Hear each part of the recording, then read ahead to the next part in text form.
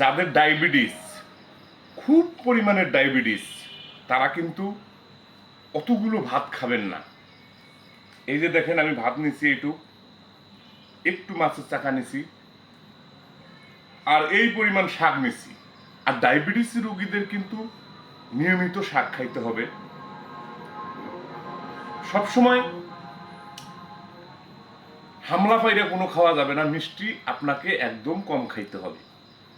আর যদি আপনি গপ গপ করে বেশি খেয়ে ফেলেন, তাহলে আপনার ডায়াবেটিস কিন্তু নিয়ন্ত্রণের বাইরে চলে যাবে।